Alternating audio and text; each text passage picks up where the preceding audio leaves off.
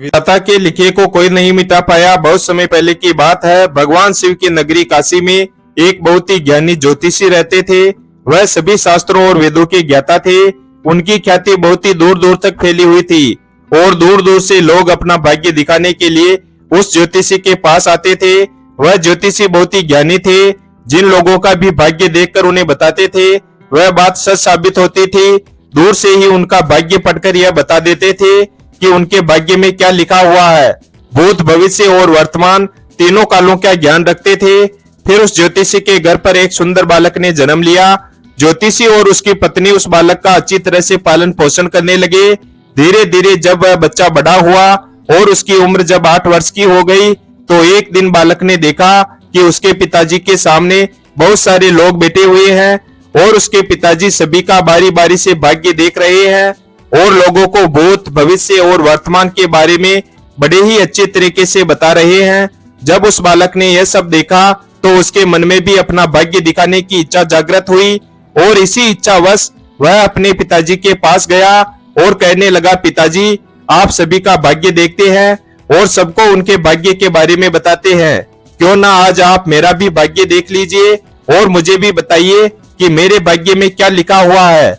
उस अबोध बालक की बात सुनकर वह ज्योतिषी कहने लगा, बेटा अभी तुम बालक हो, अभी तुम्हारी भाग्य दिखाने की अवस्था नहीं हुई है। जब तुम्हारी वह अवस्था हो जाएगी तब मैं तुम्हारा भाग्य अवश्य देखूंगा और फिर मैं तुम्हारे भाग्य के बारे में तुमको सब कुछ बता दूंगा। जब वह बालक अपने पिता के ऐसे वचनों को सुनता है तो उसके मन में थोड़ा सा दुख होता है और दुखी मन से वापस अपने घर में अपनी माँ के पास लौट जाता है। धीरे धीरे समय बीता। फिर एक दिन वह ज्योतिषी अपने आसन पर बैठा हुआ था कि तभी खेलते खेलते उसका पुत्र उसके पास पहुंच गया और फिर से अपना भाग्य देखने की जिद करने लगा। ज्योतिषी ने कहा, ठीक है बेटा, मैं तुम्हारा भाग्य देखता हूँ, तुम मेरे सामने आकर बैठ जाओ। फिर ज्योतिषी अपने पुत्र का भाग्य देखने लगा। उस ज्योतिषी ने अपने ग्रंथ को खोला और फिर अपने पुत्र के ललाट को देखा। जब उसने गणना की तो ज्योतिषी ने देखा कि मेरे पुत्र का विवाह तो एक नीच कुल की कन्या के साथ होना लिखा है। जब उसने यह देखा तो वह सोचने लगा कि अब क्या होगा, मैं जाति से उच्च कुल का ब्राह्मण हूँ और मेरे पुत्र का विवाह नीच कुल की लड़की से होगा। यदि ऐसा हो गया तो मैं कहीं का नहीं रहूंगा और किसी को अपना मुंह दिखाने लायक भी नहीं रहूंगा। नहीं नहीं, मैं ऐसा नहीं होने दूंगा। जब मैं भाग्य देख सकता हूँ तो मैं भाग्य को बदल भी सकता हूँ। जब उस ज्योतिषी ने कुछ और गहराई से उस ग्रंथ को देखा और उसकी गणना की तो उसे पता चला कि उसी गंगा के किनारे कई कोसों दूर एक मछुआरे का परिवार रहता है और उसके परिवार में अब तक 5 पुत्रियों का जन्म हो चुका है और जो मछुआरे की 5वें नंबर की कन्या है, जिसकी उम्र मात्र 7 महीने की है और जिसका नाम उस मछुआरे ने चंद्रमुखी रखा है, मेरे पुत्र का विवाह उस लड़की से होगा, ऐसा मेरे पुत्र के भाग्य में लिखा है। तो ज्योतिषी ने सोचा, मैं अपने पुत्र के भाग्य को जरूर बदलूंगा, मैं इसमें समर्थ भी हूँ। जब मैंने अपने पुत्र के भाग्य को देख ही लिया है तो मैं इसके भाग्य को बदल भी सकता हूँ। ज्योतिषी कहता है, मैं भी आज देखता हूँ कि भाग्य बड़ा है या मैं बड़ा हूँ। आज वह ज्योतिषी ब्रह्मा जी के लिखे हुए विधान को बदलने के लिए चल देता है और चलते चलते उस मछुआरे के घर पहुंच जाता है। जब उस मछुआरे ने देखा कि काशी के एक महान ज्योतिषी उसके द्वार पर खड़े हैं तो उस मछुआरे ने उस ज्योतिषी का बड़ा ही आदर सत्कार किया और कहने लगा, मुझ गरीब की कुटिया में आप पधारे हैं, यह तो मेरे लिए सौभाग्य की बात है। ज्योतिषी कहने लगा, हे मछुआरे, मैं किसी उद्देश्य से तुम्हारे पास आया हूँ। मैं तुमसे यह जानना चाहता हूँ कि 7 महीने पहले ही तुम्हारे घर में किसी कन्या ने जन्म लिया है। तो मछुआरा कहने लगा, हाँ महाराज, 7 महीने पहले हमारे घर में एक पुत्री ने जन्म लिया है। ज्योतिषी ने कहा, क्या उसका नाम चंद्रमुखी है? तो मछुआरा बोला, जी महाराज, उसका नाम चंद्रमुखी है, क्योंकि उसके चेहरे पर चंद्रमा के समान सुंदरता है, इसी कारण मैंने उसका नाम चंद्रमुखी रखा है। ज्योतिषी ने कहा, हे मछुआरे, मैं त्रिकालदर्शी हूँ, मैं तो इस रास्ते से जा रहा था तो मैंने देखा कि तुम पर तो बड़ा घोर संकट आने वाला है। जब तक तुम्हारी सबसे छोटी पुत्री तुम्हारे घर में रहेगी तब तक तुम्हें पुत्र रत्न की प्राप्ति नहीं होगी। यदि तुम अपने घर के आंगन में पुत्र खेलता हुआ देखना चाहते हो तो तुम्हें अपनी छोटी पुत्री को अपने घर से दूर भगाना होगा। ज्योतिषी के ऐसे वचनों को सुनकर मछुआरा बोला, महाराज, अभी वह तो नवजात बालिका है, उसकी आयु तो अभी मात्र 7 माह की है। मैं उसे ऐसी हालत में कहां छोड़ सकता हूँ। ज्योतिषी ने कहा, हे मछुआरे, जब मैं तुम्हें यह बता सकता हूँ तो मैं तुम्हारी सहायता भी कर सकता हूँ।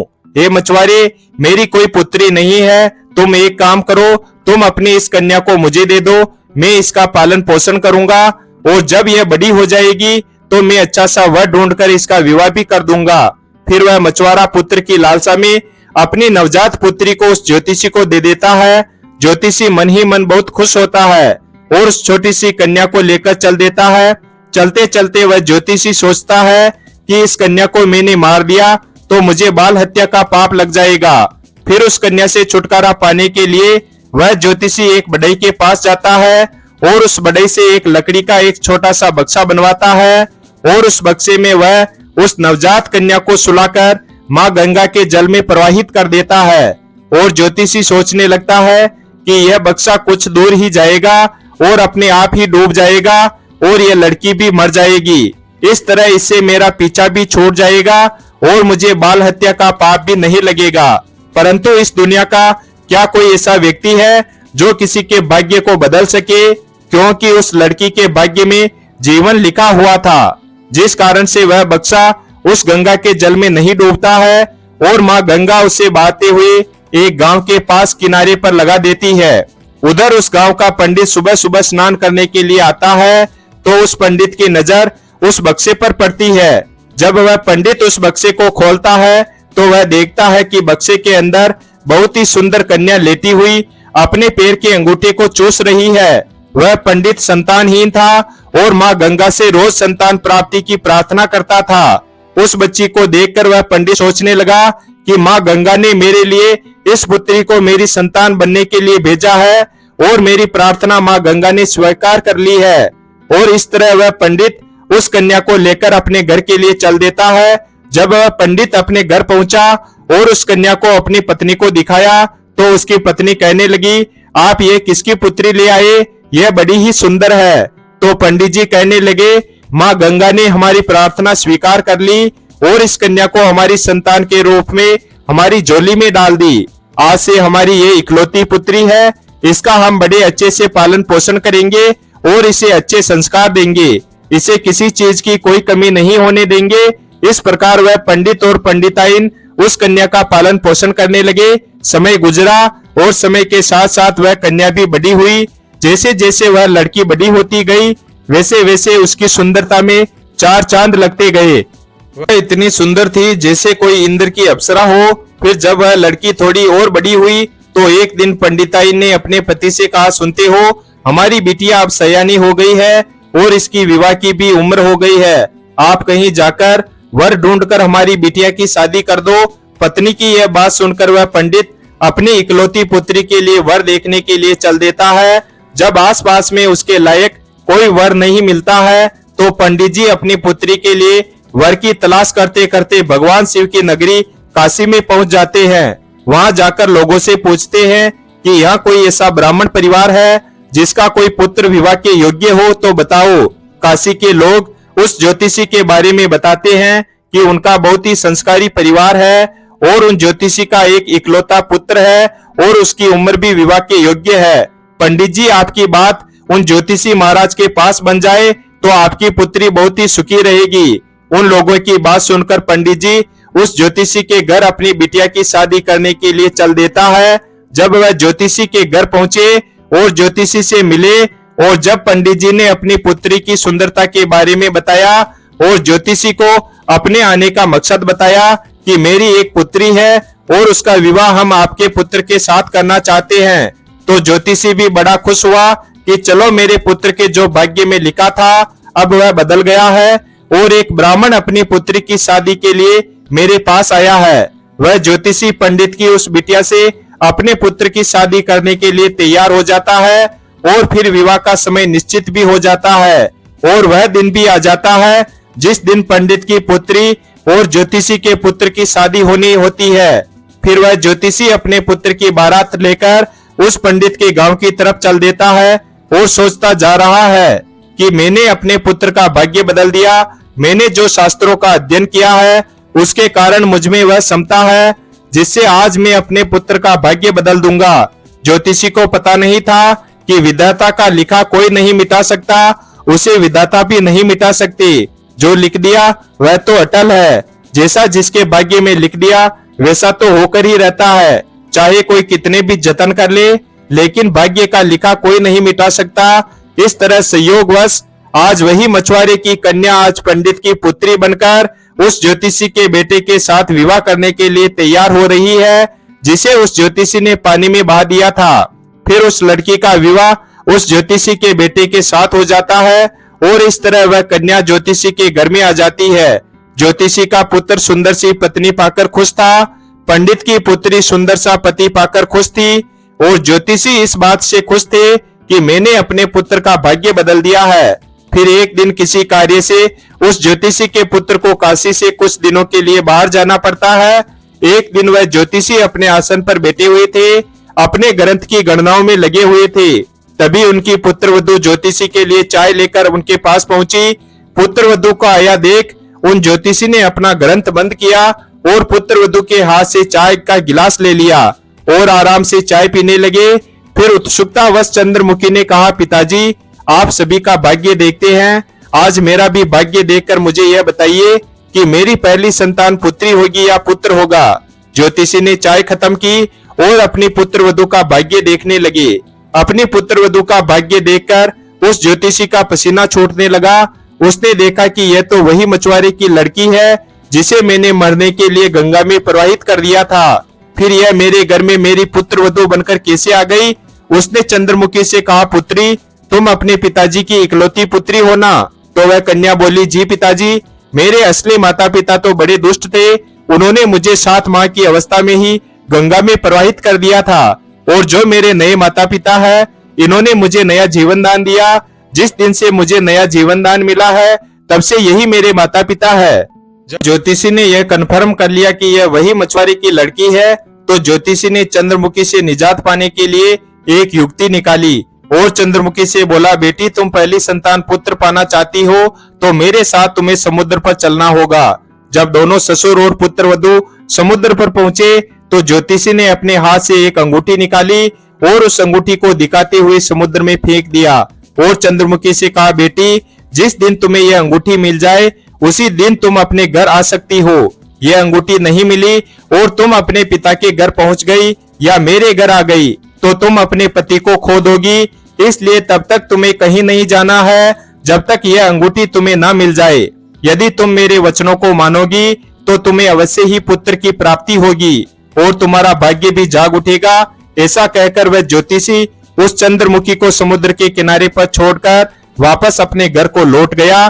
चंद्रमुखी ने काफी प्रयास किया लेकिन अंगूठी नहीं मिली। जब अंगूठी नहीं मिली तो वह बेचारी एक रास्ते की तरफ चल दी, क्योंकि न तो वह अपने पिता के घर जा सकती थी और न ही अपने पति के घर जा सकती थी।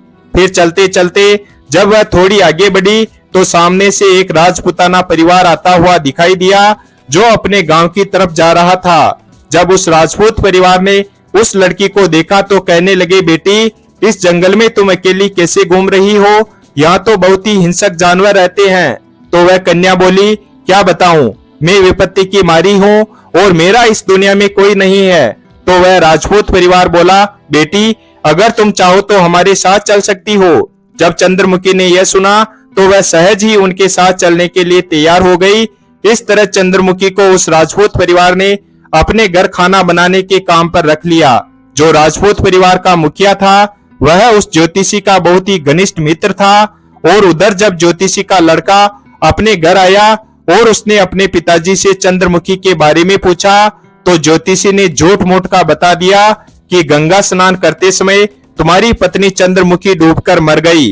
जब ज्योतिषी के लड़के ने यह सुना तो उसे काफी दुख हुआ।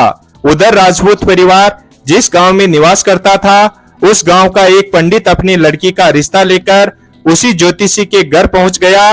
उस पंडित ने ज्योतिषी से जब अपनी पुत्री के विवाह के लिए प्रस्ताव रखा तो ज्योतिषी ने उस पंडित से कहा, हम अपने पुत्र के साथ तुम्हारी पुत्री का विवाह तो कर लेंगे, लेकिन विवाह से पहले हम तुम्हारी पुत्री को देखेंगे और उसके बाद ही विवाह करेंगे।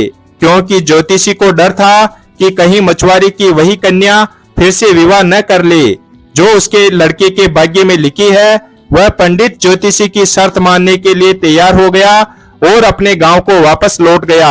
अब ज्योतिषी अपने पुत्र के लिए लड़की देखने को उस पंडित के गांव की तरफ चल दिए। उधर जो अंगूठी उस ज्योतिषी ने समुद्र में फेंकी थी, उसे एक मछली निगल गई। एक दिन किसी मछुआरे ने समुद्र में जाल फेंका तो उसे वही मछली मिली जो अंगूठी निगल गई थी। उस जाल में वह फंस गई। मछुआरा पकड़ी हुई मछली को बेचने के लिए वहीं पहुंच गया जहां वह राजपूत परिवार रहता था। परिवार के मुखिया को मछली खाना बहुत ही पसंद था, इसलिए उस राजपूत ने उस मछुआरे से उस मछली को खरीद लिया और उस मछली को ले जाकर चंद्रमुखी से कहा, बेटी क्या तुम मेरे लिए मछली पका दोगी? तो चंद्रमुखी बोली, जी पिताजी, मैं मछली तो नहीं खाती हूँ, लेकिन आपके लिए जरूर बना दूंगी। इस प्रकार वह मछली लेकर रसोई में काटने लगी। जब चंद्रमुखी ने उस मछली को काटा तो उसके पेट में से वही अंगूठी निकलकर जमीन पर गिर पड़ी। जब चंद्रमुखी ने उस अंगूठी को देखा तो वह पहचान गई और अंगूठी पाकर बहुत खुश हुई।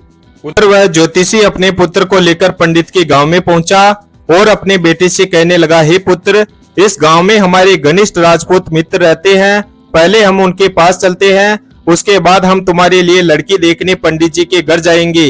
ज्योतिषी के बेटे ने जब अपने पिता के ऐसे वचनों को सुना तो वह बोला, पिताजी, जो आपको अच्छा लगे वैसा ही कीजिए। फिर वे दोनों उस राजपूत के घर पहुंचे। राजपूत ने जब अपने मित्र ज्योतिषी को आते हुए देखा तो वह भी बहुत खुश हुआ और उनका पहले की भांति आदर सत्कार किया।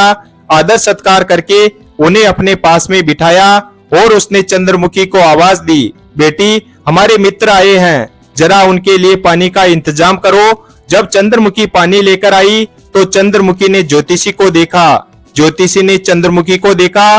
फिर जब ज्योतिषी के लड़के ने चंद्रमुखी को देखा तो वह कहने लगा, पिताजी, आपने मुझसे झूठ क्यों बोला कि चंद्रमुखी मर गई? मेरी पत्नी तो जिंदा है और यह आप जानते हैं, और यह जानते हुए भी आपने मेरा विवाह किसी अन्य लड़की से करने की कैसे सोची?